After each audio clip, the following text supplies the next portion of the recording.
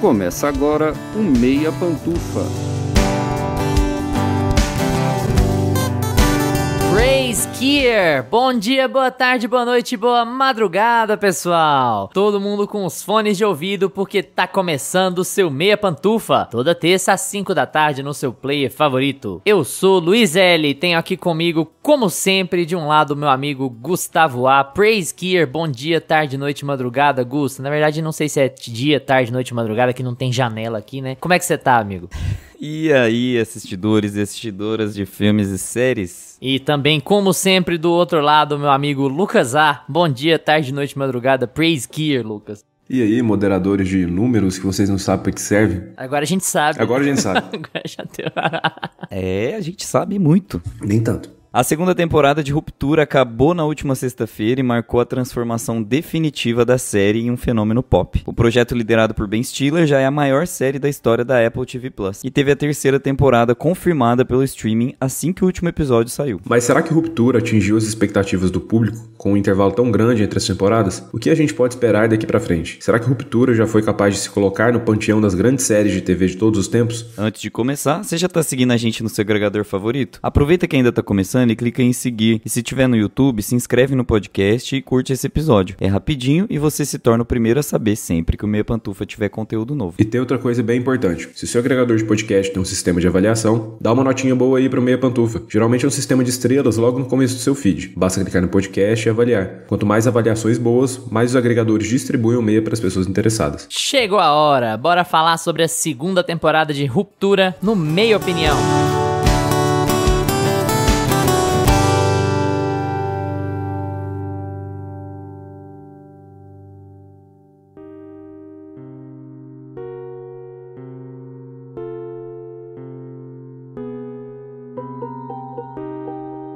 Meia Opinião.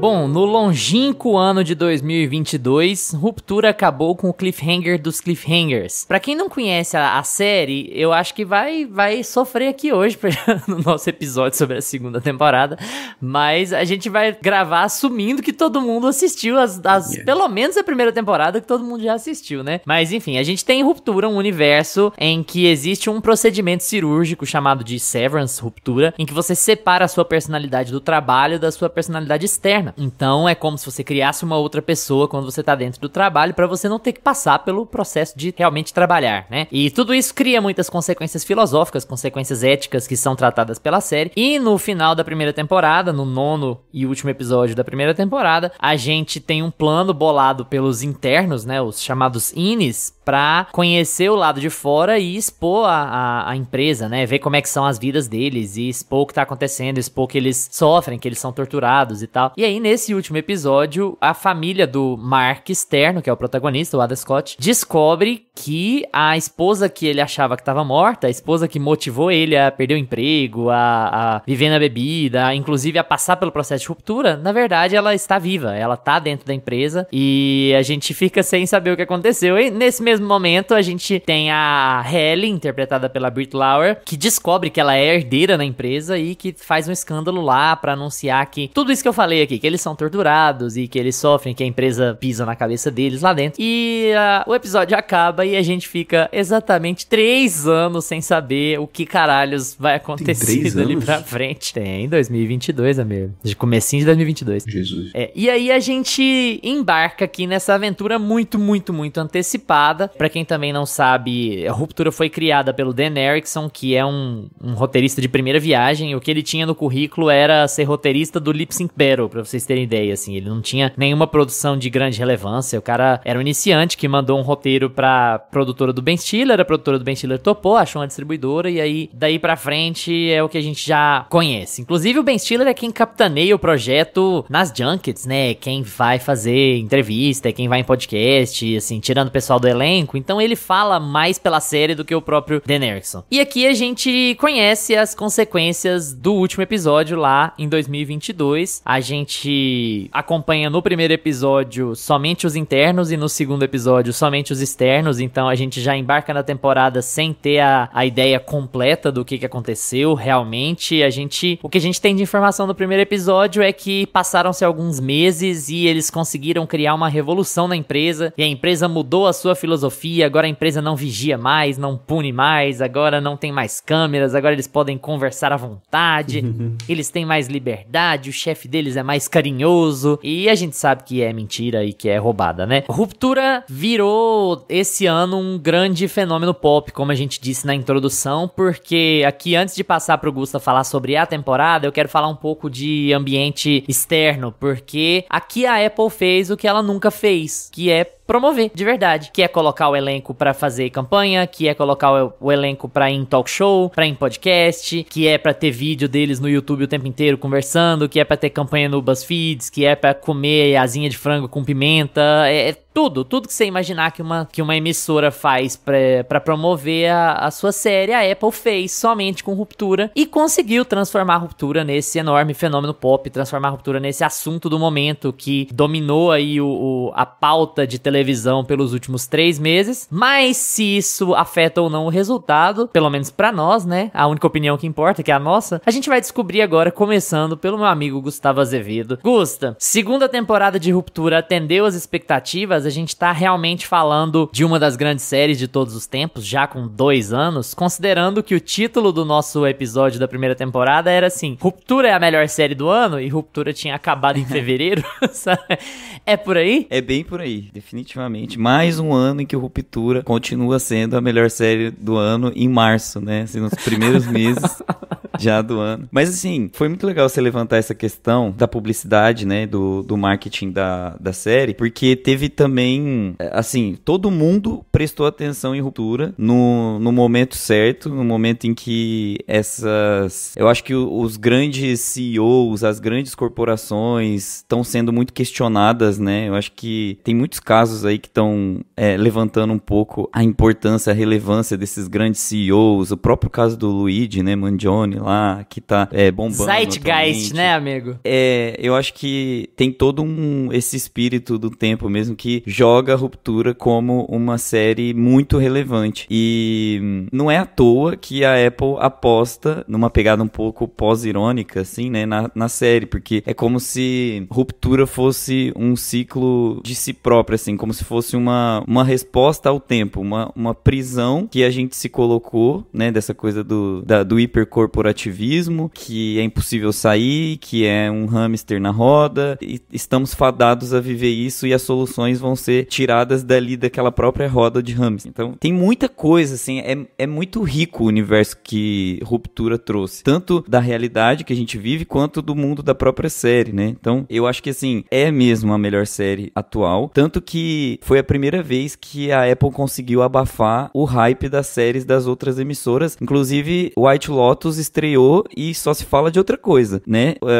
Que seria a grande aposta da HBO para bater aí Ruptura. White Lotus tem uma conversa muito relevante, todo mundo fala sobre ainda, os fãs falam bastante, mas você vê que Ruptura deu uma apagada muito boa, né, em White Lotus. Poderia ter sido o grande momento, poderia ter sido esse grande hype, né? Então, assim, temos um novo player no mercado pra valer agora. A Apple, ela veio mansinha, e agora eu tenho a impressão de que eles vão começar a fazer isso com outras séries deles, porque deu muito certo. Severance é um produto cultural agora legítimo, né? Que todo mundo aceita, que todo mundo conversou sobre.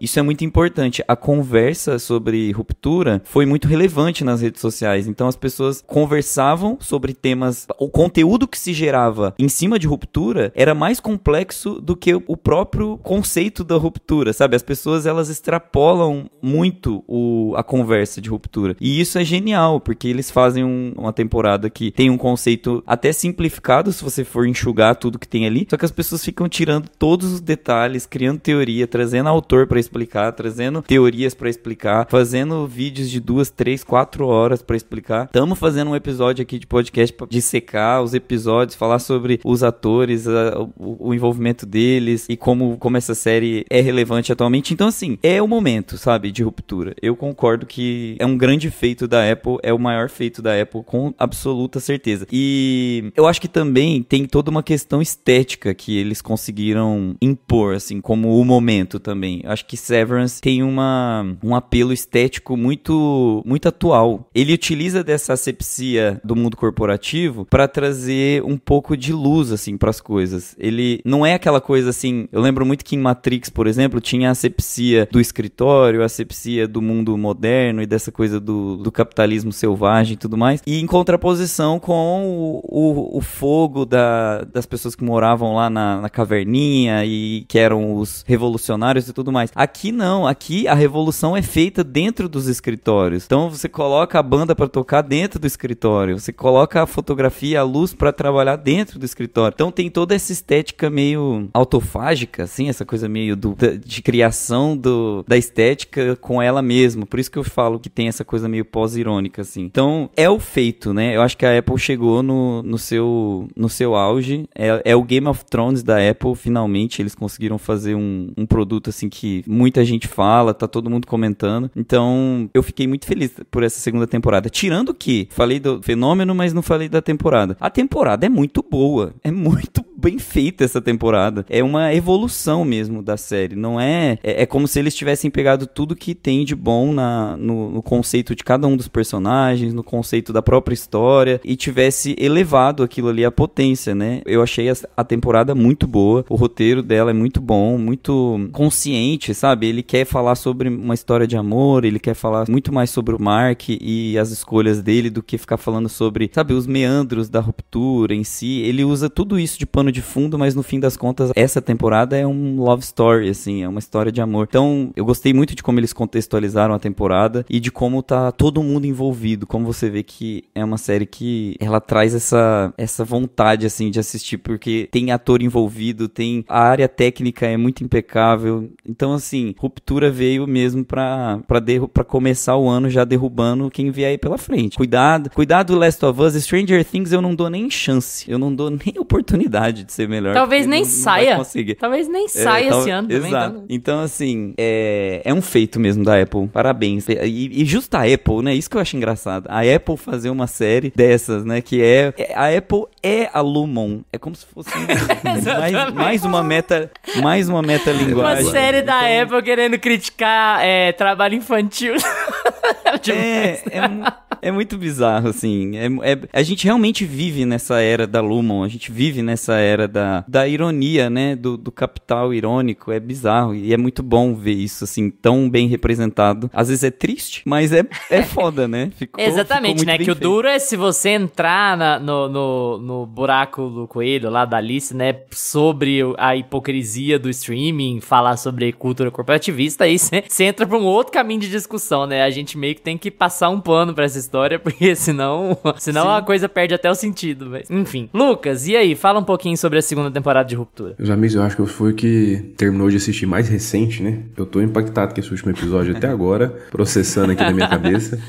E muitas questões aí pra gente abordar, porque Ruptura, cara, a gente comentou pouco, né, ao longo da temporada, justamente porque a gente vai gravar episódio, mas uma coisa que a gente tava comentando é como o Luiz falou que lembra muito Twin Peaks pra ele, e eu falei que lembra muito Lost pra mim. Tava até acompanhando um vídeo sobre algumas teorias esses dias que o Michel Arouca fala essa questão de Lost também. Falei, cara, é muito a mesma vibe que eu sentia com Lost, assim, que eu acompanhei na época, que tava saindo e assistindo temporada por temporada, e eu não me lembro de outra série. Claro, a gente teve Dark, né, que a gente ficava teorizando, mas que Dark foi mais curto, pegou a gente mais de surpresa, assim. Uma série que conseguiu me deixar tanto tempo teorizando e com todo esse mistério do que tá acontecendo, e fora várias outras características que tem em comum com Lost também. Mas, então assim, essa sensação de você ter de volta uma série que é pra você ficar pensando nela a semana inteira e você vai conseguir conversar com as pessoas e cada um vai fazer a sua teoria.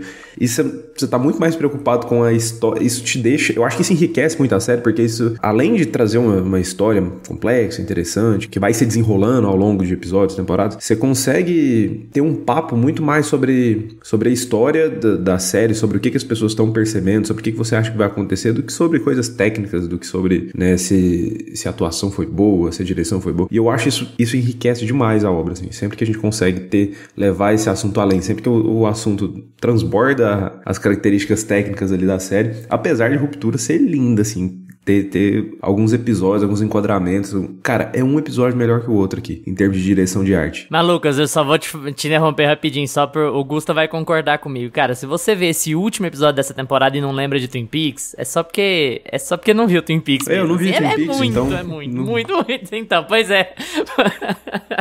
Mas, enfim... Cara, eu adorei essa segunda temporada, já tinha gostado muito da primeira, e eu, de verdade, eu acho um episódio melhor que o outro aqui. Até o episódio que é pra ser o episódio filler da temporada aqui é muito bom, que é o episódio da Cobel, né? Porque ele sai um pouquinho ali de dentro da empresa, ele sai um pouquinho ali da Luma, mas ele te mostra um background, tanto da personagem que tava ali perdida e a gente não entendia ela direito, te mostra... coisas importantes, elementos importantes ali pra história, da própria Lumo e da história do Mark que a gente tá acompanhando. Então, assim, até o episódio filler se amarra direitinho ali e pra mim foi impecável, assim, essa temporada. Agora, explicou muita coisa, deixou muita coisa em aberto também, que eu acho que a gente vai ter que comentar aqui, porque não tem como falar dessa série sem comentar esses pontos, mas eu tô com gosto, é o Game of Thrones da Apple, finalmente eles acertaram numa série e finalmente eles viram o sucesso que essa série fez ao ponto deles quererem divulgar alguma coisa deles, né, que até então eles parece que não... Cara, eu não entendo, eu acho que na cabeça dele é assim, nós somos a Apple, a gente não precisa divulgar as coisas, a gente já, né, eu acho que eles devem seguir meio que essa filosofia. Pode ser um pouco de amadorismo também, amigo, pode ser um pouco da lógica de, olha, esse não é a nossa fonte de renda principal, a gente não tá acostumado a fazer isso, a gente não conhece os meandros de como fazer isso aqui funcionar culturalmente, sabe? Eu acho que tem um pouco isso também, e aí nesses anos eles têm aprendido, sabe? O resultado da primeira temporada fez com que eles buscassem, olha, na segunda temporada vamos fazer uma campanha mais tradicional, vamos imitar mais os estúdios e ser menos entojado como a gente é, né? A cultura da Apple é muito entojada, e aí dessa vez eles fizeram, não, vamos tirar nossa alma de entojo, a gente quer que isso aqui esteja na boca das pessoas o tempo inteiro, sabe? E aí eles resolveram fazer uma campanha mais pop, né? Mais geral, assim. Pode ser também. Eu acho que é um pouco dos dois, assim, mas eu sinto que eles seguem muito essa filosofia de as pessoas têm que conseguir chegar aqui porque nós entregamos qualidade, a gente não vai ficar divulgando por aí demais. Mas enfim, aí viram um sucesso de Ruptura e é isso, cara. Só alguns pontos aqui antes da gente entrar nos detalhes, antes do Luiz começar aí. Cara, John Turturro tem que ganhar o Emmy de melhor ator coadjuvante, tá? O próximo que tiver aí. Não tem pra ninguém, não quero saber de outra série que vai ter, quem que tá em White Lotus. Tramel Tillman, amigo. Tramel Tillman, essa temporada é do Milkshake S2. Cara, mas não sei, eu vejo aquele Milkshake, ele tá aí, né, ele um forte candidato também, mas aquele episódio da cachoeira pra mim é o... Maravilhoso, né? Pra mim ali ele entrega tudo, John Turturro. Ali, meu amigo, você fica sentindo falta dele nos episódios que ele não tá. E assim, tô falando dele porque foi dos coadjuvantes, eu acho que a atuação que mais me impactou, assim, e que eles não esqueceram o personagem, né? No último episódio ele não aparece, mas no restante da série eles vão mostrando o que tá acontecendo com ele e tudo mais, eles não deixam o personagem de canto ali. Cara, eu acho que todos os personagens, eles conseguem trabalhar os coadjuvantes todos muito bem, assim, nessa temporada. Porque é o que o Gusto falou, né? Essa temporada pega de pano de fundo toda a questão da ruptura e tudo mais, porque a gente tem ali o cliffhanger da primeira temporada, o final ali da primeira temporada, que é meio que eles indo pro mundo, né? Os Inners conseguindo acordar no mundo fora da empresa ali, e a gente não sabe o que aconteceu depois. Quando a segunda temporada começa, a gente não começa imediatamente quando isso acontece, a gente começa um tempo depois, a gente vai descobrindo devagar o que aconteceu, e aí a temporada vai caminhando pra uma jornada mais pessoal ali do Mark, da esposa dele, de tudo mais. E eu sinto que eles têm esse cuidado com todos os personagens ali. A gente conhece um pouco mais do Miltic, a gente conhece um pouco mais da Halle, da externa dela, né?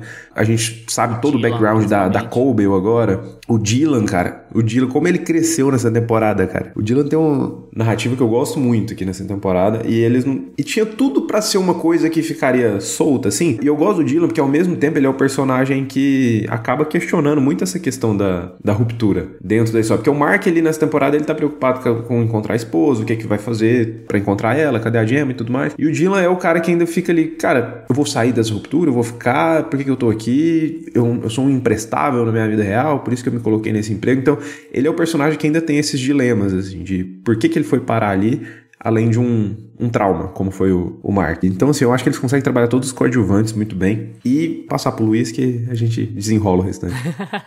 Gente, deixa eu tirar isso do caminho pra antes de passar 40 minutos babando ovo, eu vou fazer crítica, que são as únicas 2 críticas que eu tenho à temporada, e depois eu vou passar 40 minutos babando ovo, tá? Vocês já se preparem. Eu acho que existe um probleminha em colocar 2 episódios, muitas aspas aqui, tá? Mas 2 episódios filler, um atrás do outro. Eu acho que numa série que acontece semanalmente, isso pode dar uma afastada numa parte do público e deu. Isso pode passar uma impressão de que a galera tá arrastando a história, e teve muita gente que sentiu isso ao colocar o episódio 7, que é o episódio da Jamie e do Mark, e logo depois colocar o episódio 8, que é da Cole Bell, os dois afastados do prédio, os dois sem abertura, os dois, sabe, eu acho que deu uma afastada em muita gente, assim, de, nossa, parece que tá se arrastando, não tá acontecendo nada. Eu não concordo, mas eu acredito, eu entendo por que alguém poderia falar isso, sabe? Então eu tenho essa sensação. E também acho que existe um problema com relação ao John Turturro. A leitura que eu tenho é que existe um problema com relação ao John Turturro, porque eles deram pra ele um final passível de fim de contrato, sabe? Tem uma leitura meio de, olha, talvez ele não queira voltar pra próxima temporada, talvez ele não tenha agenda, então se a gente tiver que amarrar o arco do personagem dele, o final é esse. Se a gente quiser voltar, a gente quer voltar, ótimo, ele vai voltar, mas se a gente tiver que encerrar o arco dele aqui, o arco dele tá encerrado, então eu acho que o arco dele acaba ficando um pouco de lado. Existem perguntas ainda sobre o arco dele, mas elas não são tão relevantes a ponto de a gente não conseguir lidar com a saída dele, se a gente precisar que ele, se ele precisar sair. Então eles deram um baita arco de encerramento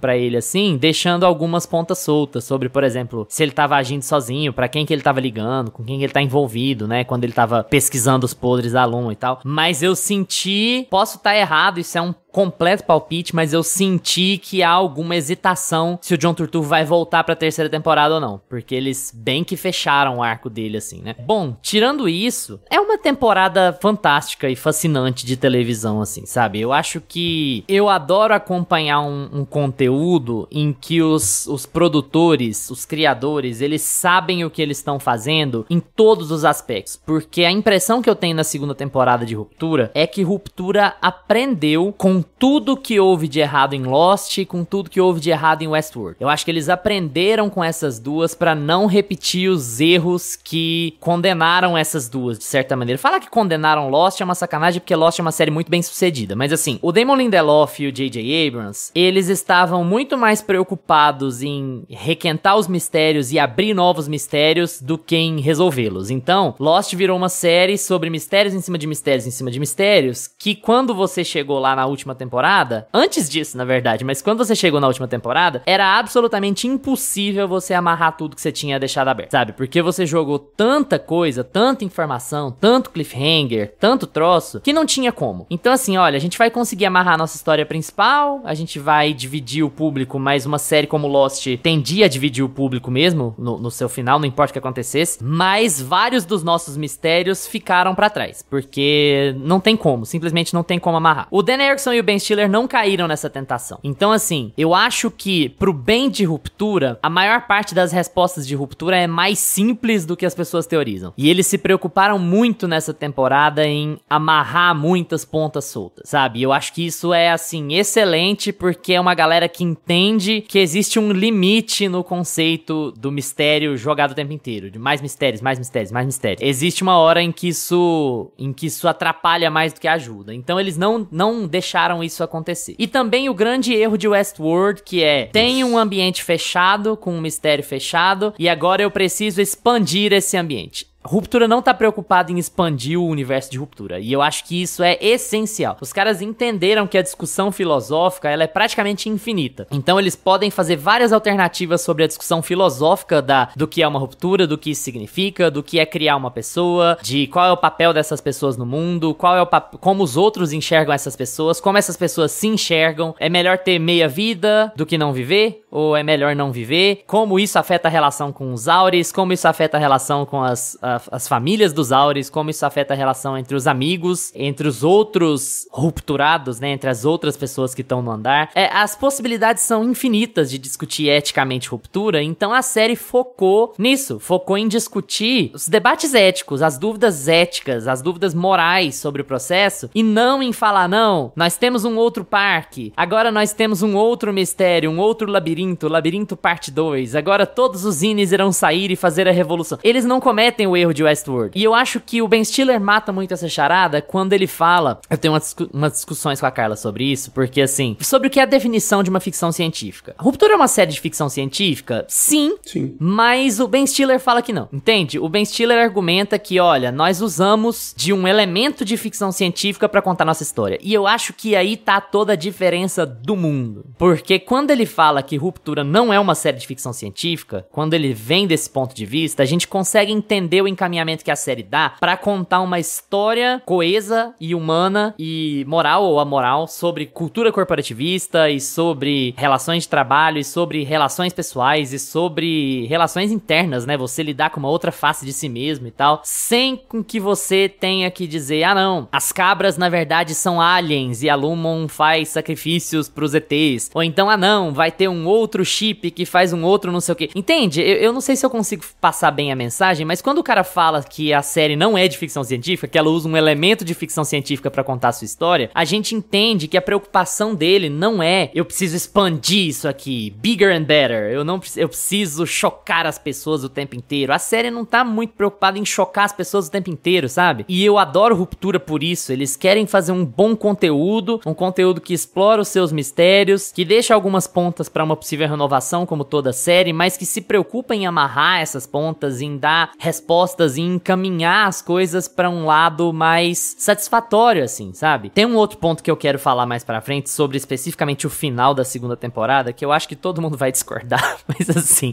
eu acho brilhante como eles encerram esse arco aqui e mostram, pelo menos na minha cabeça, fica muito claro qual é o tema de Ruptura, sabe? Que o chip, a divisão, ela é um recurso, mas na verdade o tema é assim, quem é você, né? Essa pergunta é feita muito na temporada, who are you, né? Quem é quem? E qual é a relação dos zines, não só com o mundo, mas a relação dos zines com os próprios Auris. Eu acho que isso é que fica mais desenvolvido aqui, porque, e o último episódio deixa isso tudo muito claro, porque os Auris consideram os zines como pessoas menores, eles consideram os zines como crianças. As experiências dos zines, elas não são relevantes com as experiências dos Auris, sabe? E a série tá aqui pra te mostrar que, olha, cara, os zines são pessoas inteiras também. Vocês, nesse processo de ruptura, vocês não romperam a sua personalidade, vocês viraram duas pessoas inteiras. E até por isso eu acho que o processo de reintegração não funciona, porque nasceu outra pessoa, cara. A reintegração não é o que você imagina que é. Como é que você vai reintegrar duas pessoas diferentes? São duas pessoas diferentes. Não tem como, não tem jeito. Então, agora que você fez a merda de romper, de criar esse prisioneiro, cara, esse prisioneiro é uma pessoa também. Ele tem vida também. Ele tem amores, ele tem paixões, ele tem raivas, ele tem ódios, ele tem medos. Então, eu falei, vou ficar aqui 40 minutos. Gente, essa discussão é maravilhosa. A discussão filosófica que a série traz é maravilhosa. Então, assim, é muito aquela coisa de usar o recurso, usar o seu talento e a sua capacidade. E aqui eu falo do Ben Stiller como diretor, mas também da Jessica Lee Gagne, que é a cinematógrafa, que é assim, cara, que gênio é essa mulher, puta que pariu. Ela é a cinematógrafa da maior parte dos episódios, ela é diretora do episódio 7, que é brilhante. Conhecido também como o melhor episódio da temporada. Aí tem muita discussão, viu? Porque tem muito episódio bom nessa temporada. Eu acho que esse é o ponto. Eu acho que, assim, o único episódio que eu acho abaixo, e ainda assim eu tiro muita coisa dele, é o da Cobell. Eu acho ele um episódio um pouco abaixo, assim, né? Pelo menos na minha impressão, sabe? Mas eu acho todos os episódios fantásticos, assim. Acho abaixo, mas ainda gosto muito. Zico ali, pra usar um meme da série, sabe? Cara, são todos bons. Os que são pegados pra caralho são bons. Os que são mais lentos, mais comedidos, são bons. Porque todos eles trazem discussões muito relevantes dentro de um contexto muito específico de ficção científica, sabe? Me lembra a primeira temporada de Westworld nesse quesito. É você usar o recurso a seu favor. Toda boa ficção científica, ela usa o recurso a seu favor pra contar uma história, sabe? Uma boa ficção científica, assim como uma boa distopia, ela extrapola o mundo, ela cria um mundo paralelo pra contar histórias humanas. Ruptura faz isso tão bem quanto a primeira temporada de Westworld. Quando Westworld resolveu cair mais nos jogos e menos no lado humano, robô da coisa, ela se perdeu, porque ela deixou de entender que a história era sobre os personagens e não sobre o universo, sobre a expansão do universo. Então Ruptura caminha muito bem por essa linha de ser uma ficção científica que não é, isso partindo do próprio Ben Stiller, sabe? De não estar tão preocupada em expandir e estar muito mais preocupada com desenvolver os seus personagens e os dilemas pelos quais seus personagens personagens passam. Isso a gente nem falou aqui dos dilemas da Helena, que é um entojo, mas virou uma personagem multifacetada. Os dilemas do Miltic, que pra mim são talvez os mais relevantes da temporada inteira, sabe? O trabalho brilhante do Christopher Walken no episódio Attila, né? Apesar de ele ter tido uma temporada um pouco menos presente do que a primeira, a discussão dele com o marido, com o Irving no episódio no Attila, que eu acho que é o 6, é toda brilhante, sabe? Ai, babação de ovo mil, assim. Eu vou passar pro Gusta pra ele acrescentar mais um pouco, porque senão o episódio vai ficar bem monocórdio, porque a Ruptura é fantástica, gente. Ruptura, pra responder a pergunta que a gente colocou na introdução, pra mim Ruptura já está no panteão das grandes séries de TV de todos os tempos, assim, com 2 anos. Cara, é brilhante o trabalho que eles conseguem fazer. Ao lado de Wandinha. Ao lado de Wandinha. Ao lado de Wandinha e Stranger Things. Exato. Eu queria só puxar esse gancho que o Luiz trouxe sobre o trabalho que cada um...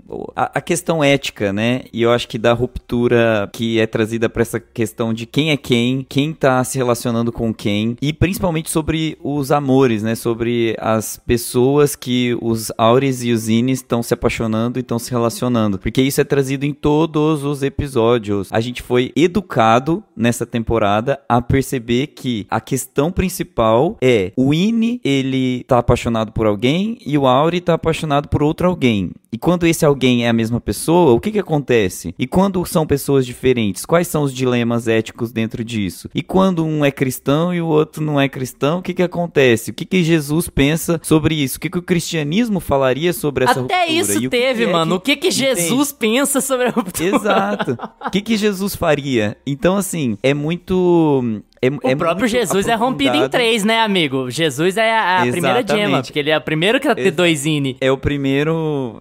Pai, Filho e Espírito Santo. Mas, enfim, eu acho que, assim, nós fomos educados a entender que o principal dilema dessa temporada é essas relações amorosas que os Ines e os Auris vão ter ao longo da temporada, e o final, o último episódio, é justamente o resumo e a conclusão de tudo isso. Eu gosto muito desse ponto. Eles educam o espectador ao longo da temporada e no final eles dão um desfecho e eles dão uma resposta pro dilema, que é muito o que o Luiz falou. Eles não ficam abrindo e abrindo e abrindo, porque o final da primeira temporada foi uma abertura, foi um questionamento. E eles poderiam abrir de novo na segunda temporada, mais um dilema, mais um questionamento. Só que não abre. A segunda temporada, ela acaba com uma resposta. Ela tem uma resposta. A segunda temporada, ela explica todo o motivo da abertura, sabe? E isso é muito importante pra mim, porque no final das contas, você fica com as discussões, você fica com as perguntas na sua cabeça, que são, aquilo que eu falei, o episódio é uma coisa, mas a discussão é tipo 50 coisas, é muito extrapolado. Você consegue ter um desfecho dentro dos episódios e dentro da temporada, ela fecha o ciclo, e esse ciclo é todo sobre os amores, as vidas com as pessoas que eles estão se relacionando. Todos os personagens passam por isso, né? O Mark, ele passa entre a Halle e a Gemma. O Dylan, ele passa esse dilema com ele mesmo e a esposa. Então, é uma outra... Primeiro autocorno. É uma outra perspectiva. O primeiro autocorno, exatamente. A gente tem um desfecho do Irving, porque o Irving, no fim das contas, foi o primeiro e o mais impactado com relação a isso, né? Porque aí ele tem que... Inclusive, eu achei assim que... O Luiz criticou isso, mas eu achei que é legal também dar um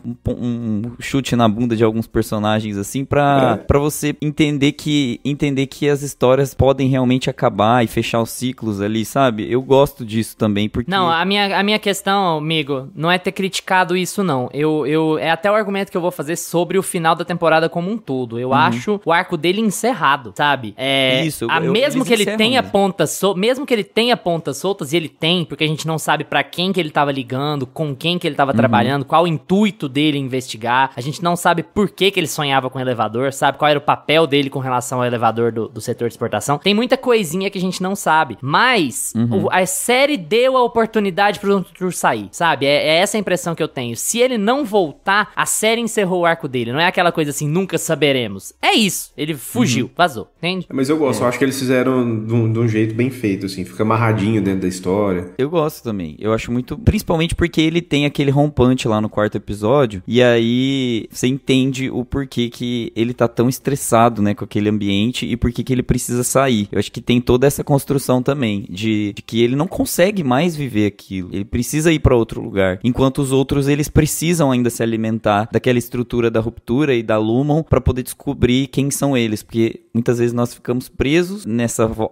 volto a falar, na rodinha do hamster, porque você precisa descobrir coisas em você mesmo, então você precisa repetir os padrões para tentar se entender, e eles trazem isso, né, a Lumon como o próprio mecanismo de autoconhecimento das personagens. E eu acho que o Miltic, por exemplo, é um personagem que é tão interessante aqui, porque ele não tem esse contraponto, né, do Auri e do Ine, a gente não é exposto a esse tipo de confronto, mas ao mesmo tempo ele tá se debatendo com relação à própria estrutura da Lumon. Então por isso que ele é um dos personagens mais interessantes aqui, porque ele vira um personagem oposto aos que nós estamos observando. A gente tá observando o Mark, a gente tá observando a Halle, a gente tá observando todos os personagens ali, o Dylan, né, todos que estão rupturados e como essa ruptura afeta os romances deles. E o Miltic, por que ele tá surtando? Por que ele...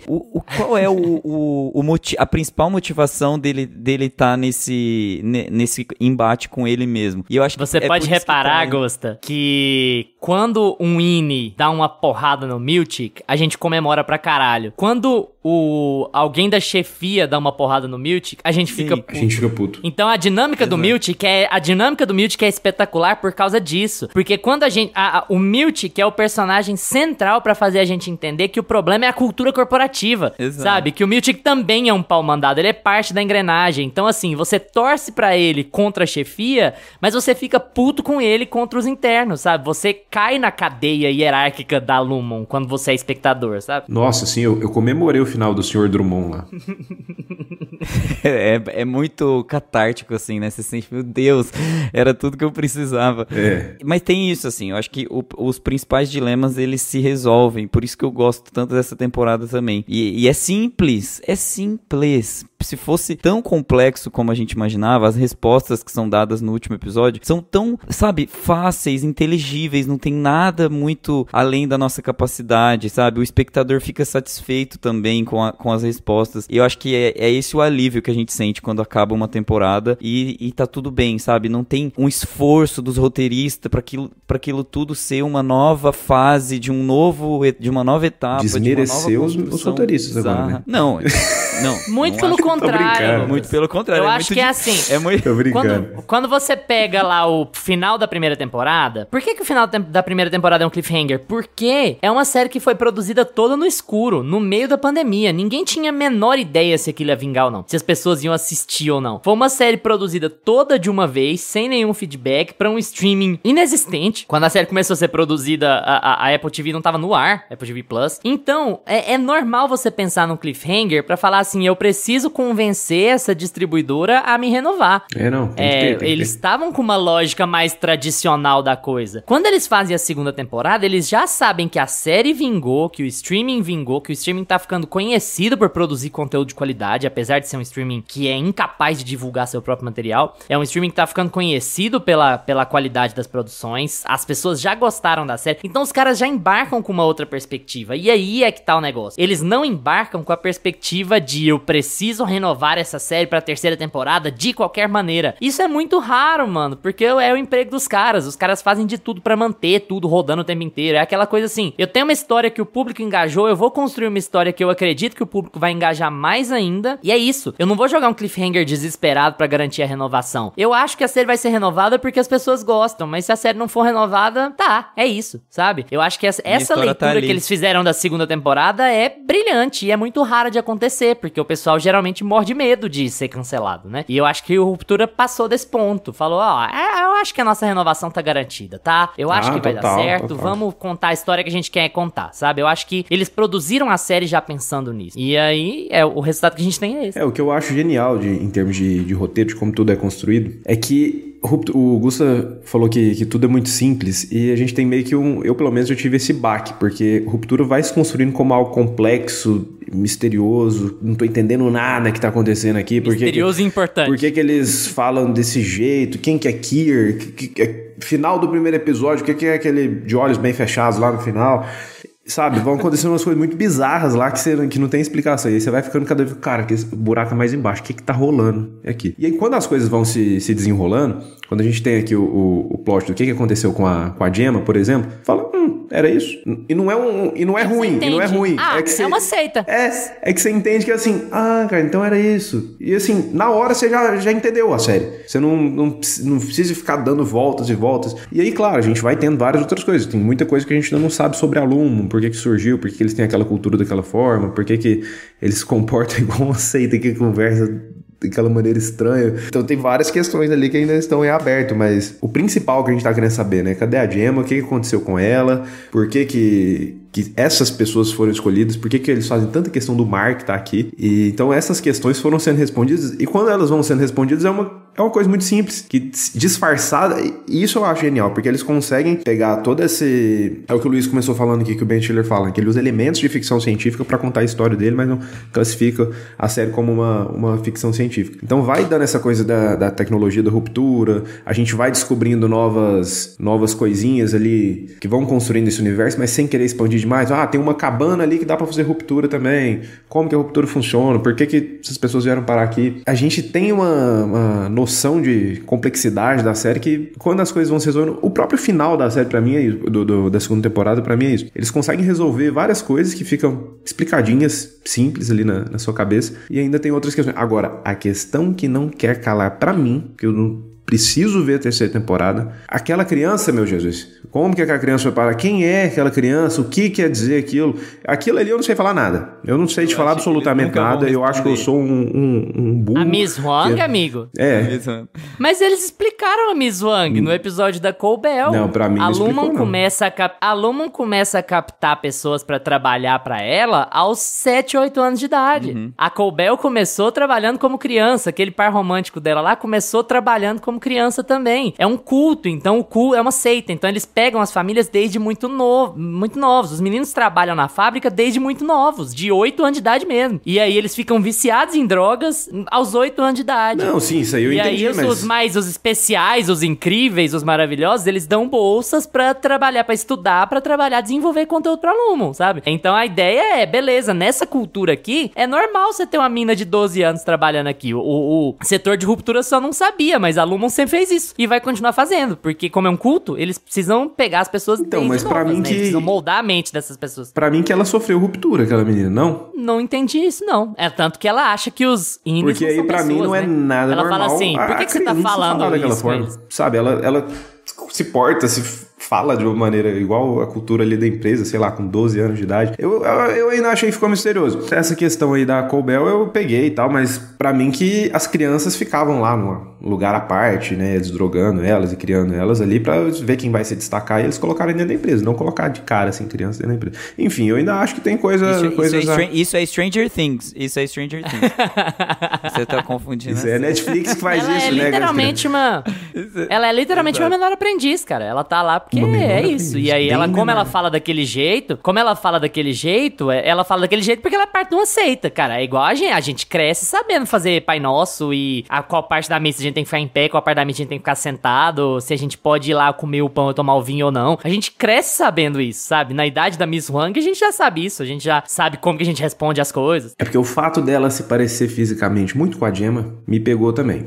Levantou suspeitas, teoria. Né? Levantou suspeitas, a gente poderia ser outra coisa também, aí depois eles já colocam ela na escola, então aí eu fiquei meio assim, essa menina não tem essas características físicas aqui à toa na série, sabe? Então fiquei meio assim. Sabe uma coisa que eu gosto muito também? No último episódio tem uma conversa do Mark com ele mesmo, né, o Innie e o Auri na cabana, e eu acho aquele momento assim, o auge da série. Eu achei uma das melhores cenas assim, e era muito difícil de fazer aquela cena, hein? Era muito difícil de fazer aquela conversa ficar boa em tela. Ah, sim. Eu achei que precisava de 2 Mark pra fazer. Eu achei que você ia fazer essa piada. Falei assim, porque era que ia precisar de 2 atores igual, mas não era essa piada. Mas enfim, eu achei muito bom porque, obviamente, tecnicamente é perfeita, não tem um erro naquela cena, ela é impecável porque ela trabalha com as cores pra identificar quem é quem e, enfim, tudo aquilo que a gente já viu lá, e parece que é chovendo molhado falar da parte técnica, né, é muito bizarro. Não, mas aqui eles, nossa. E é muito boa porque é justamente o momento em que a gente descobre o tema central da série, que o Ine e o Auri, eles são pessoas independentes, eles vão, cada um, lutar pela verdade que eles acreditam, e a partir deste momento, a partir desta conversa, nós vamos ter outro patamar de série. A partir de agora... esse último episódio é extraordinário, extraordinário. É exatamente sobre isso, assim, sobre essa divisão entre as duas personas, entre as duas identidades de cada um dos Ines e Auris, e esse é o ponto. A partir de agora, não foi só o Mark que na terceira temporada, nós não vamos ver só o Mark passando por isso. Todos os Ines e Auris já vão ser divididos, porque eles já vão tomar isso como partido, como premissa da terceira temporada. Então é muito provável que a série tome esse patamar mais de, já temos a divisão, agora a série vai ter esse novo platô, nós vamos colocar o Ine tendo uma personalidade separada, do Auri outra, eles podem se conversar, vão ter espaços de conversa entre eles, as possibilidades vão ser infinitas dentro dessa lógica, e o levantamento de questões éticas filosóficas também vão aumentar muito. Ali é o momento em que eles chutam a bola pra terceira temporada e conseguem ao mesmo tempo encerrar a segunda temporada, porque é resposta pros dois lados, é resposta de abertura e é resposta de fechamento, porque quando você faz aquela conversa, você consegue fazer o final que você fez. Aquela conversa é a conversa mais importante da temporada toda, e quando você entende assim, eles não são a mesma pessoa, eles não estão dispostos a se entender, e é isso, as pessoas, elas nunca se entendem 100%, a gente tá aqui conversando há 5 anos nesse podcast, a gente nunca vai chegar na mesma conclusão, a gente nunca vai querer entender 100% o lado do outro, a gente sempre vai defender mais o nosso lado, a gente sempre vai querer buscar mais a nossa verdade, e é aquilo que o Auri, o Ine e o Auri vão fazer pro resto da vida a partir do momento da ruptura, e é uma e ficou claro também que essa reestruturação, como é que é? A reintegração, né? É uma besteira, e graças a Deus que virou uma besteira essa reintegração, porque pra virar um plot de Westworld, aquilo de terceira, quarta temporada de Westworld, essa reintegração era...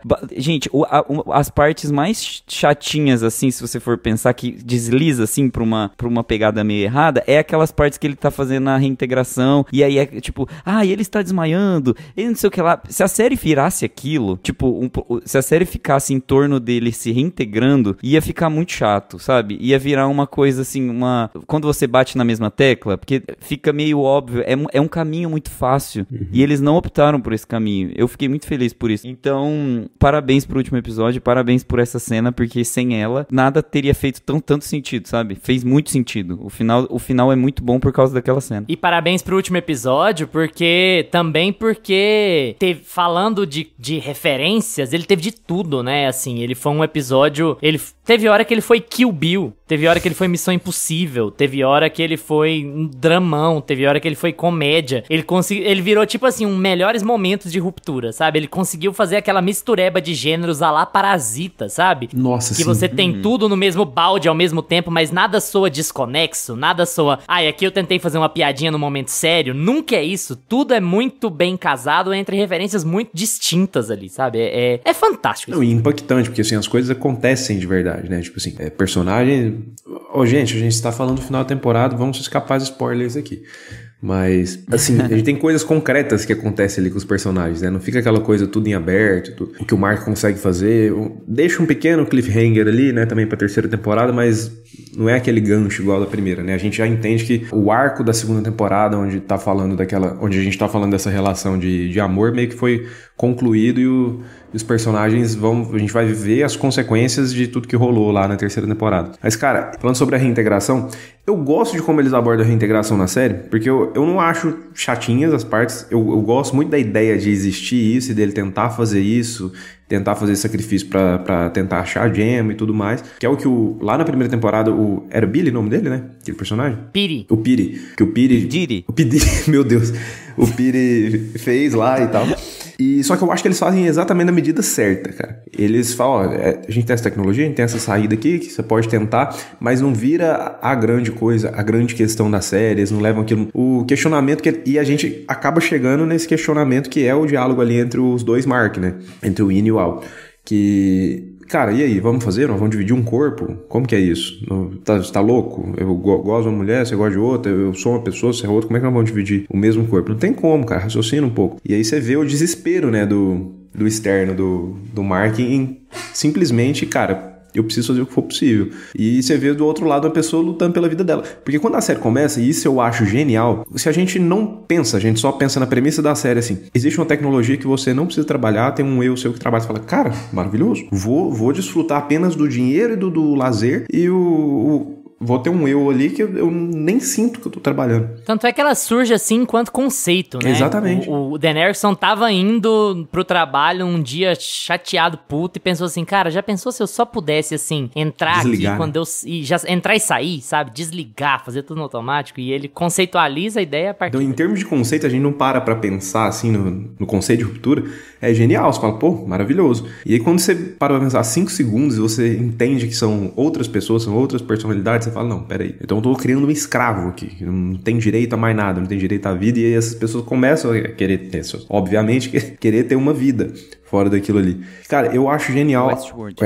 Só que o Westworld, né, acaba se derrapando ladeira abaixo, e enquanto Ruptura só continua subindo ali. Então, assim, eu acho que eles fazem tudo na medida certa. Até essa questão dessa tecnologia da reintegração e tudo mais, eu gosto de como eles abordam isso e de como eles fecham também. De, beleza, é possível fazer isso aqui, mas até que ponto que vale a pena? Será que vai dar certo? É uma coisa que a gente tenta fazer aqui É literalmente uma coisa muito arriscada, gente. Você não fez pesquisa nenhuma para aquilo, você está fazendo no fundo de um porão escuro, injetando coisa na pessoa. Ele até fala pra Colbel, né? E como é que você tá? Cara, eu tô tão bem. A minha mulher tá sequestrada aí na empresa e eu acabei de fazer uma cirurgia cerebral no meu porão.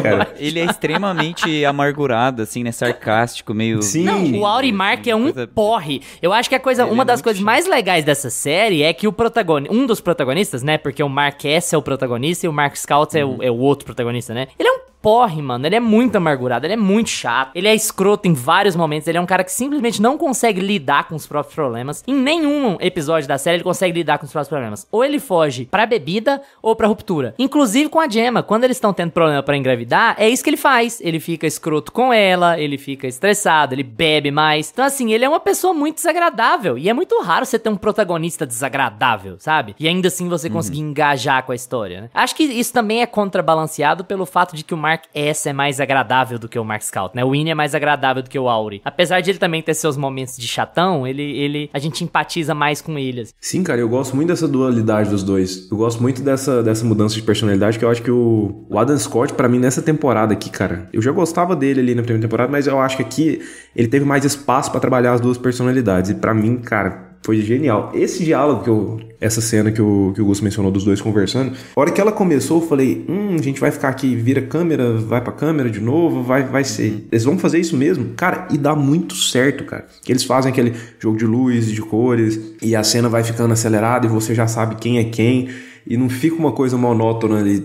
Cara, eu acho que seria uma das cenas que eles tiveram mais quebrar-cabeça, pra ver como que eles iam fazer os dois conversando, e pra mim funciona super visualmente. E você sabe quem é quem, não só por conta da blocagem, que é muito boa, né? A blocagem posiciona eles de frente um pro outro, né? Então você sabe pela posição quem é quem, mas também pelo trabalho da Dan Scott, né? Você não confunde os dois. Exatamente. A situação do Winnie ficando revoltado, e do Winnie ficando mais pilhado, e do Auri ficando mais desesperado, você não precisa nem da referência visual, da referência de iluminação pra saber quem é quem. Na performance do cara você consegue sentir. E era... Você imagina gravar essa cena? Que tudo que você faz 2 takes, faz 3, 4 takes. Nossa, cara, deve dar um normalmente, pra gravar essa cena, que deve ter dado uns 10, 15 takes pra fazer. Não, e o final, né? Que ele entra e sai de porta, que vira Mark S, vira Mark Scott. Cara, genial também, quando ele, né?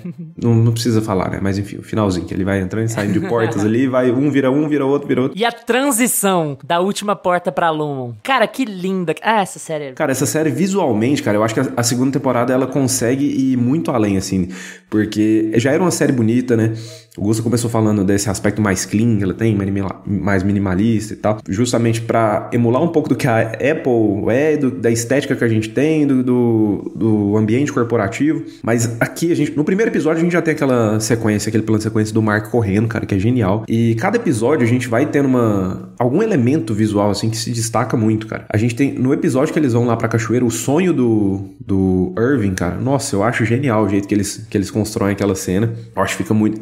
A gente teve eu não lembro quanto que foi, né, mas foi divulgado o orçamento pra essa temporada, que era uma coisa astronômica, assim, e realmente 20 tá aqui. milhões por episódio. Então, assim, 200, né? A gente vê que realmente tem grana investida aqui, que eles se empenharam em fazer uma coisa visualmente, assim, impactante. E não só em termos de CGI, de criar coisas mirabolantes, mas, cara, a fotografia, o Luiz estava elogiando, a fotografia a gente tem em cada episódio, parece que vai melhorando e te traz um elemento diferente, que ao mesmo tempo não destoa da série, do visual da série. Por que eu falo que o episódio 6, é o episódio 6, né, que é o do Mark e da Gemma, que conta a história deles? 7, episódio 7. Por que eu acho ele um dos melhores episódios da série, se não o melhor episódio, cara? Apesar de ser um episódio filler. Cara, você entende, né? Toda a história dos dois ali, você entende o que aconteceu, onde é que ela foi parar, por que as coisas aconteceram daquela forma. E a transição de tempo, assim, do relacionamento dos dois, quando eles se conhecem até o final, tudo que vai acontecendo, cara... É um show de fotografia aqui de como eles constroem toda a narrativa deles através da montagem da fotografia do episódio. Cara, é uma coisa linda, assim, de ver. E é em filme, né? É o único episódio que é em filme. O resto é digital. Exatamente. É o único episódio que é em filme. E sem falar que esse episódio mostra pra gente que o Adam Scott, quando ele corta aquele cabelo dele e deixa um pouquinho ali a barba, ele vira outra pessoa. A barba. Né? Outro homem. A gente entende porque que a Gemma ali, lindíssima, se apaixonou por aquele cara. A barba realmente é a maquiagem do homem. Que, meu amigo, ele vira outra pessoa. É porque né, depois daquela cena em que o Mark discute com ele mesmo, né, não é mais ele mesmo, mas depois que ele faz aquela discussão do Innie e do Auri, a cena tá tão quente, o nosso sangue ferve, porque você fala assim, cara, que discussão foda, que tá ficando muito bom esse episódio. E ela encerra em uma revelação que a gente tava esperando o tempo todo. Então a cena acaba, ele vai falar com a senhora Colbell, e a senhora Colbell faz uma revelação pra ele muito importante pra gente. Ela conta um segredo, assim, que pro espectador e pro Mark era um segredo até então. E aí, a série, até a trilha fica mais respira, calma. Né? E aí então você tem, assim, uma direção o Ben Stiller dirige, né, o último episódio. Você tem uma direção também dessas expectativas, do sentimento que nós temos em relação à série, que é foda. É muito bizarro como o último episódio consegue controlar nossas expectativas o tempo todo. E por que esses jogos de gênero, assim, né, vai pra ação e vai pra uma coisa meio Kill Bill e vai pra um drama mais romântico. O final é super, né, tipo, não vá, Jack, Rose. É muito, quase o Titanic, né? E assim, não, por favor, não me deixe ir embora sem você. Então, assim, é bem melodramático também. Então, assim, todos os sentimentos são evocados no último episódio. Coisa que nos 9 anteriores, não. Era muito mais comedido. Era muito mais em cima da sensação que cada episódio ia passar, né? O episódio 4, a frieza do lugar árido e distante da Luma. A maior cachoeira do mundo. Nossa, não. Exato, a cachoeirinha. Quem mora no Brasil, gente... É acostumado aí, sei lá, né, na Chapada dos Veadeiros, em Pirinópolis, Cerrado, que é aqui do lado, em Goiás. Cara, a hora que tem aquele... tá presente nos nossos episódios, já percebi. A hora que tem aquele diálogo, não, é a maior cachoeira do mundo, cara, não tem como não gargalhar, assim, do quanto eles estão tentando enganar. Uma cachoeirinha, assim, minúscula, que é... Exato. E esse controle de sentimentos ao decorrer de cada um dos episódios, né? Até esse nostálgico em filme, que é o 7º. Cada episódio tem um pouco de um tom muito específico. E o último, ele é absurdamente caótico. É muito bom. É um caos muito controlado. É muito... As emoções desse episódio são muito bem calculadas. Você não consegue tirar o olho, sabe? Não existe momento de tédio no último episódio. O stand-up do Miltic com bonecão, gente, é Mulholland Drive todinho. Lembra do Clube Silêncio lá no Mulholland Drive? Total. Nossa, total. A Claque, o Noai Banda. Igualzinho o Clube Silêncio lá do Mulholland. Bizarro. Enfim. Você acha que saudades, tem um robô do Steve Jobs, assim, que o Tim Cook interage lá na Apple? De certo. Deve ter. Eu acho que tem alguma coisa ali de verdade, sabe? De verossimilhança. Não é possível. É a cara do Elon Musk fazer aquilo. Eu consigo elencar alguns CEOs aí que fariam uma estátua de si próprios aí pra colocar na... Quais será que são os tempers da Apple, né? Tipo assim, luxo, bateria fraca, 3 câmeras, alguma coisa assim. Mas assim, Gusto, eu queria puxar um ponto lá de trás, porque a conversa acabou indo pra outro lado, mas assim, esse é o argumento que eu ia fazer, que eu tenho certeza que nós vamos discordar, porque teve discordância aqui em casa também. Eu já falei, quem é ouvinte assíduo do podcast já deve saber que a minha esposa e eu, a gente tem interpretações muito diferentes sobre as coisas, sobre finais abertos e coisas do tipo assim. Ela sendo uma pessoa muito curiosa e eu sendo uma pessoa muito chegada aos lynchianismos da vida, eu me importo muito pouco com finais abertos, sabe? Eu me importo muito pouco com finais abertos e ela é uma pessoa que gosta muito de resposta, sabe? É igual virou até um meme do Lucas lá, que tipo assim, gente, custava mostrar o prédio pronto lá no Brutalista. Mas ali virou até um meme. Aquilo, gente, pelo amor de Deus. Gente, a minha única preocupação, o Gusta falou e o Gusta enxergou como uma abertura e um fechamento ao mesmo tempo, como uma ponta solta e um encerramento, esse final. Inclusive até uma referência ao que a Colbel fala pro Mark, né? Ele pergunta, você quer a porta aberta ou fechada? Ela fala os dois. Então assim, o Gusta enxergou como uma abertura para outros aspectos. E eu enxerguei como um problema pra terceira temporada. Porque se alguém me perguntar sobre o que é ruptura é sobre o quê? Eu vou apontar pro último episódio. Pra mim, ruptura é sobre isso. O tema central aqui é o quem é você, né? A pergunta principal é quem é você? E o tema central é esse. Quem é você? Você está lidando com duas pessoas diferentes. Então, pra mim, o tema central da série é esse. E ele foi respondido aqui. Temos pessoas diferentes. Eu tenho a impressão de que a série acabou aqui, entende? Eu tenho uma sensação de que, cara, se o último episódio fosse esse, deu. O tema foi estabelecido. O tema central da história foi respondido, sabe? Eu tenho muito receio do que... Eu vou ter a sensação na terceira temporada de que eles estão começando o tema do zero, entende? É parecido com a sensação que eu tinha quando Westworld deixou de ser uma minissérie e virou uma série, porque os caras não se aguentam, precisam fazer. Porque assim, cara, o tema... Como você vai explorar isso além desse grande tema central que foi respondido? Cara, o arco foi respondido. O Ine tomou uma decisão que é uma decisão cujas consequências externas, a Lumon vai acabar, vai morrer, vai ser preso, vai pegar fogo, é muito pouco importante, porque o tema central foi respondido. Tipo assim, se ele viver mais 10 minutos, ele vai viver mais 10 minutos numa escolha que ele fez. No último momento, ele conseguiu fazer uma escolha. No último momento, ele foi o decisor. O Ine foi o decisor, não o Auri. Ele tomou a decisão de que se eu passar os últimos 10 segundos da minha vida com a Halle, são os últimos 10 segundos da minha vida, e é isso, porque é a minha vida. Ele tomou o controle da própria vida. Cara, que final extraordinário, sabe? E a minha dúvida, a minha questão fica, de onde a terceira temporada vai puxar? Como a terceira temporada vai resetar esse tema? Ela vai estabelecer um novo tema? A gente vai passar a enxergar a ruptura conceitualmente por blocos? Você tem o bloco da primeira e da segunda temporada, e a partir da terceira você vai ter um outro bloco. Isso me incomoda um pouco, porque eu achei que o que era mais importante em Ruptura foi resolvido no final da segunda temporada. Eu tenho essa sensação. Pra mim é muito menos importante saber de onde a Lumon veio, ou,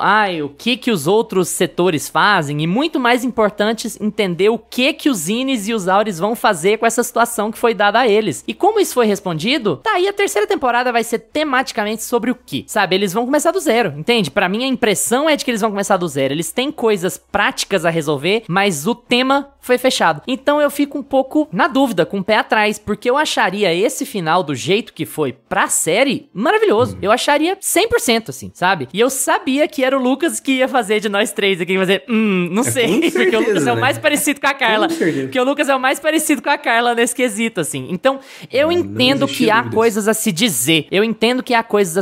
Mas há coisas mais práticas do que temáticas a se dizer, entende? Do meu ponto de vista. Então, isso me deixa com o pé atrás. E eu quero que a gente debata sobre isso pelos próximos 50 minutos, sem intervalo. Não, eu acho que eles vão contratar o Aaron Paul, né, pra fazer a terceira temporada. Eu fiquei sabendo que vai ter a terceira temporada, e aí vai começar num prédio, o Aaron Paul vai estar do lado de um robô, e aí agora os robôs também vão ser Ines e Auris. Então quer dizer que o robô também pode ser rupturado? É isso, pronto. Terceira temporada, eu vou entregar meu roteiro lá pra o Ben Stiller, vou ver o que acontece. Assim, eu concordo. Eu acho que a segunda temporada poderia ter um encerramento ali. Eu achei uma coisa assim, bem final de 007, Bonnie and Clyde, uma coisa assim, meio escorre o sangue e acaba, assim, sabe? Foi muito final. Muito Bonnie and Clyde, né?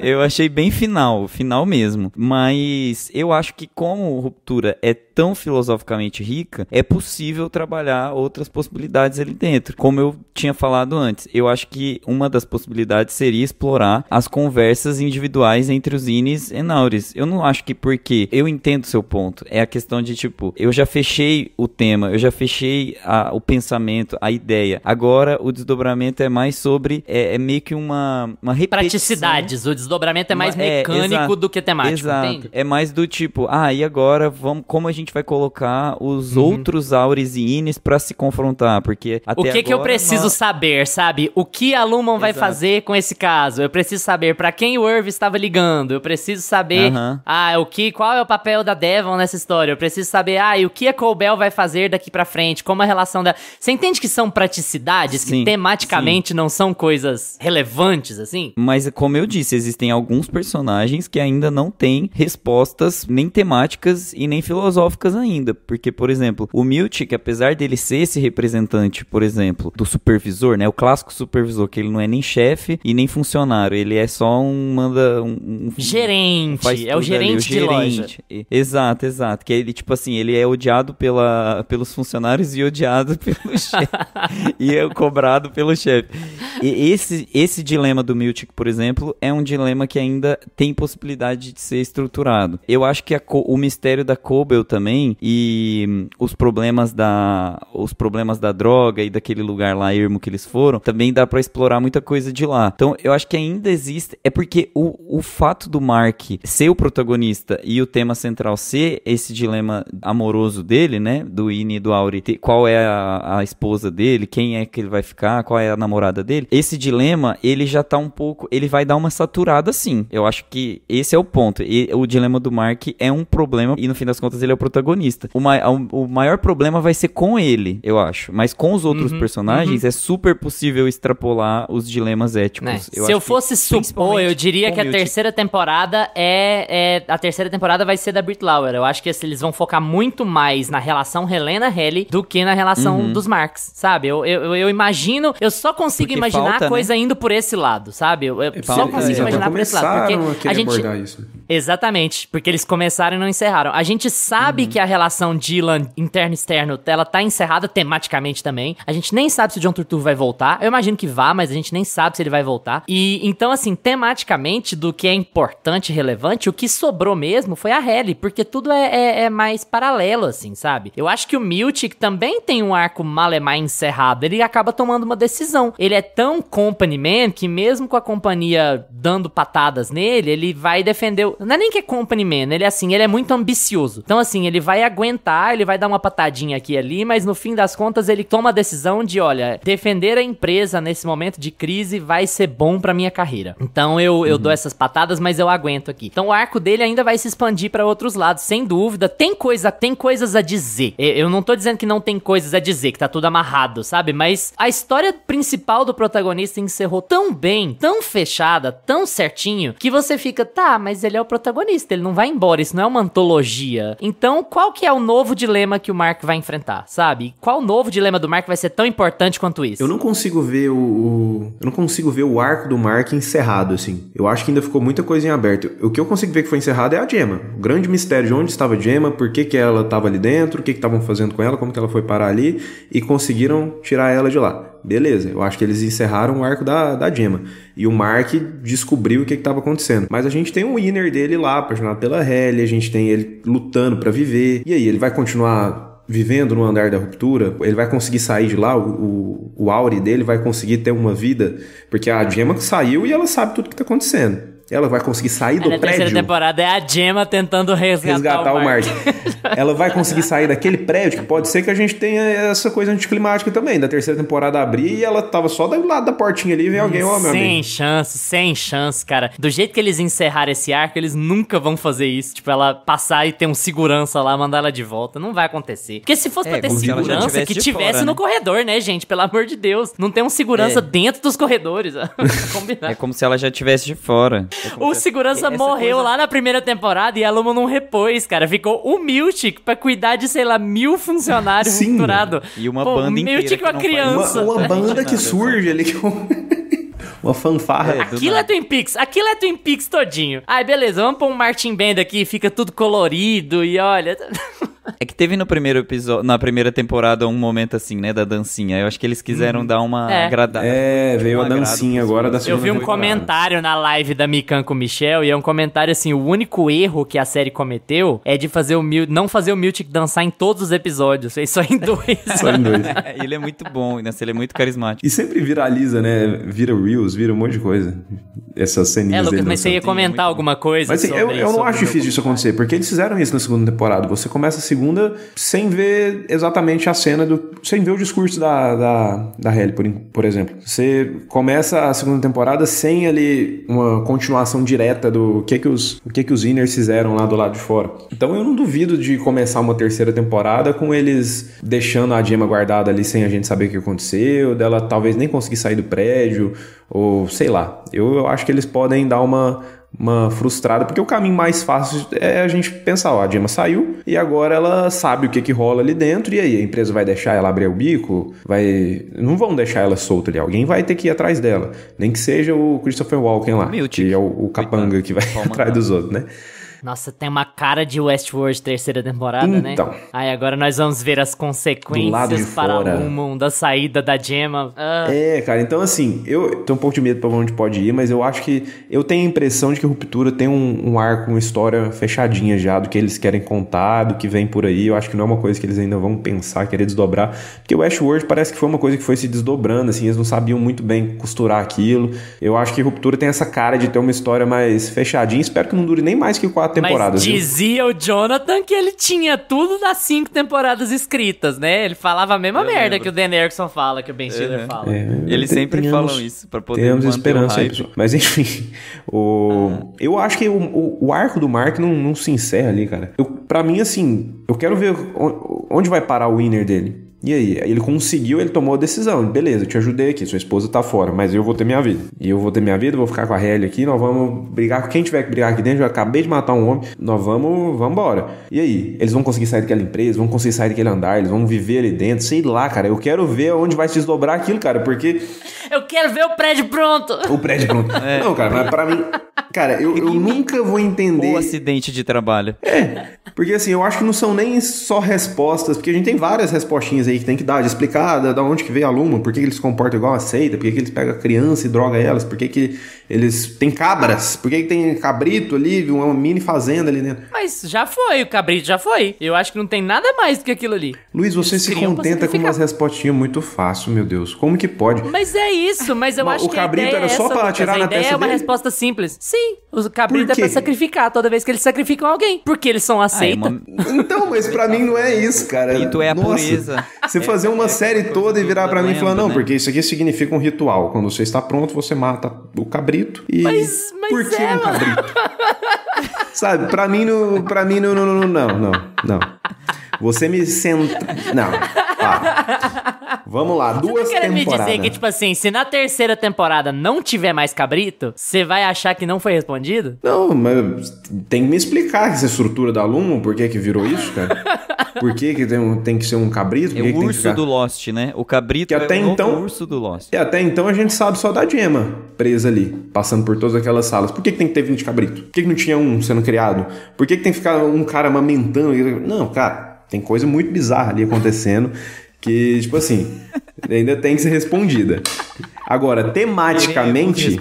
Eu quero as respostas, eu não me contento com ele. É apenas isto. É o prédio pronto. O Lucas quer o prédio pronto, não tem jeito. Não, aquilo ali de não me entregar o prédio pronto, 3 horas e meia... Não vou nem voltar nesse assunto. Agora, em termos de resposta, eu acho que a série que se propõe a criar a teoria, te deixar ali engajado, ela tem que entregar a resposta, ponto. Em algum momento. Eu acho que ela tem que... Mas o que você acha de Lost? Você gosta de Lost? Eu adoro Lost, eu adoro o final de Lost. Assim? Eu acho que fica coisinha solta ali, mas no final eles encerram a maioria das coisas que eram importantes pra série. Eu sou uma das 5 pessoas no mundo que gosta do final de Lost. Então, a minha questão é que eu acho que a Ruptura acabou de fazer a mesma coisa, entende? É aí que tá. Eu sei que você não concorda com esse ponto de vista, mas eu acho muito parecido com o final de Lost. Tipo assim, no sentido de que o arco principal tá resolvido, mano. É isso, o arco principal tá resolvido. Se tem uma coisinha solta aqui e ali, são detalhes, são minúcias, entende? É a sensação que eu tenho. Então eu confio que a terceira temporada vai ser boa, porque tudo que eles entregaram até aqui mostrou que eles têm uma noção da coesão da história, sabe? De saber o que eles estão fazendo, de saber o que é importante e o que é não importante, de saber quais mistérios são relevantes de fechar, quais mistérios são relevantes de deixar em aberto. Eles mostraram uma consciência de lidar com isso muito grande nessas últimas 2 temporadas, sabe? Então eu confio que a terceira temporada vai ser boa e que ela vai me entregar coisas novas. Mas eu não vou conseguir entrar na terceira temporada sem uma sensação de começar do zero, sabe? Sem a mesma sensação que eu tinha quando eu fui ver a segunda e a terceira temporada de Westworld, sabe? Eu tenho uma sensação de beleza, você completou o arco mais interessante e mais relevante da sua história. Tá, agora pra que lado você vai? Eu tenho expectativas otimistas, mas eu vou ter uma sensação de clean slate. Começou de novo, nós vamos trazer outro tema pra abordar, dentro dessas possibilidades que a Ruptura me traz, sabe? Eu terminei querendo muito ver, assim, o que o Winner, o que o Mark S e a Hayley vão fazer dali em diante, como que vai se desdobrar a vida deles ali. Então eu acho que ainda tem muito pano pra manga pra eles trabalharem esses Inners aí. Simplesmente eles não vão, né, ter que descartar os personagens, assim. Então eu acho que ainda tem muito pano pra manga. Filosoficamente, agora que a gente conseguiu encerrar esse arco da Gemma, de como que eles vão conseguir sobreviver, de como que vai ser a vida deles, de como que... E aí? E agora? E os Inners? Tá? Eu fiquei muito com essa sensação. Porque uma curiosidade que existe é, se o pessoal deixar o Mark sair, o que eu acho muito difícil, eu acho que a história vai partir pro outro lado, eu acho que a gente vai ter muito pouco Mark Scout e muito Mark S na próxima temporada, porque o Mark sair é uma fragilidade enorme da Lumon, porque o Mark sabe de muita coisa. Então, assim, se o Mark sair, não existe motivação pra ele voltar pra dentro do prédio, né? Sim, ainda mais que assim, a gente entendeu que ele não considera... Então, a gente entendeu que ele não considera o Winnie, apesar de ele se dizer simpático à causa, de ele pedir uma desculpa a Mequetrefe só porque ele precisa de um favor lá, não existe motivo pra ele voltar pra lá, porque eles consideram os Innis como pessoas inferiores, como pessoas menores, entende? Mesmo os que estão bem intencionados, muitas aspas aqui, eles consideram os Innis também como pessoas menores. A vida é minha e você é uma parte.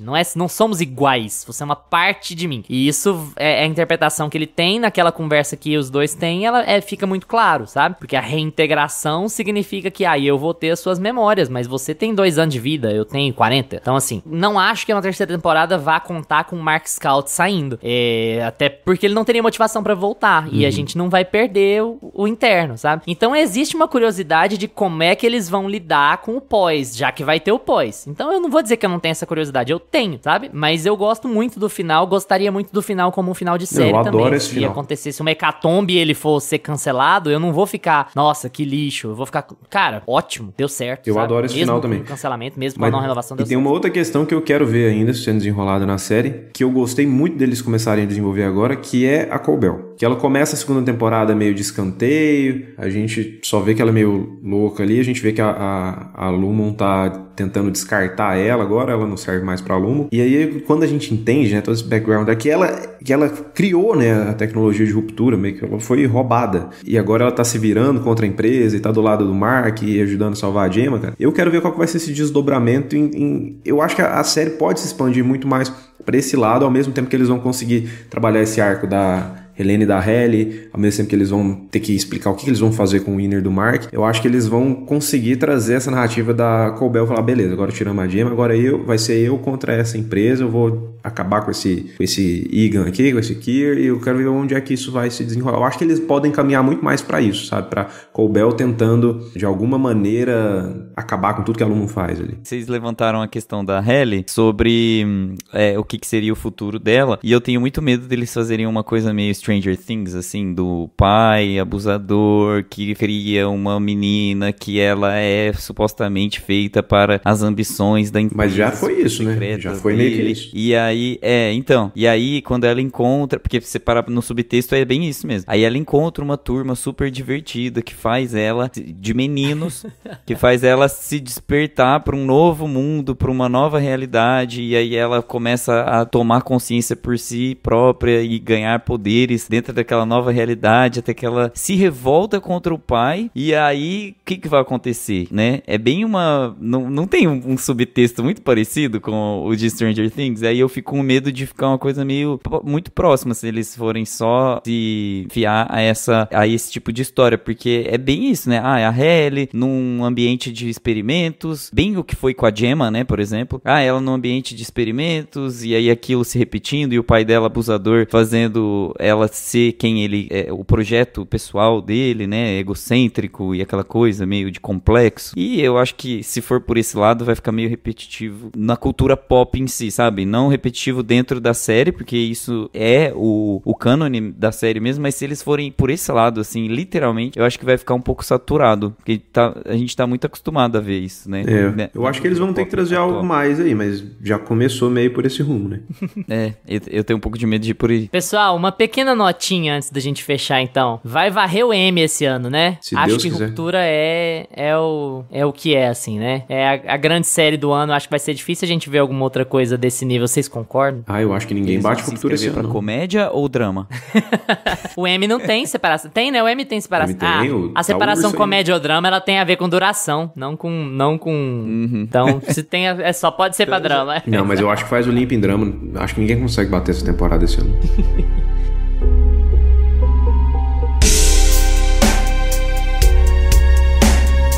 E agora é com vocês. Já assistiram Ruptura? Gostaram? Não assistiram, mas ficaram interessados? Então vamos estender essa conversa no Instagram, @meiapantufa, que a gente responde tudo que aparece por lá. Valeu pela atenção de vocês. Tchau, Gusta. Tchau. Tchau, Lucas. Tchau, galera. Lembre-se de seguir a gente no seu agregador de podcasts favorito, seja ele Spotify, Apple for Podcasts, Deezer, Amazon Music, YouTube. Terça que vem a gente tá de volta com mais Meia Pantufa pra vocês. Tchau. Este podcast conta com locuções de Carla Leão e Lucas Meleiro e edição de Luiz Leão.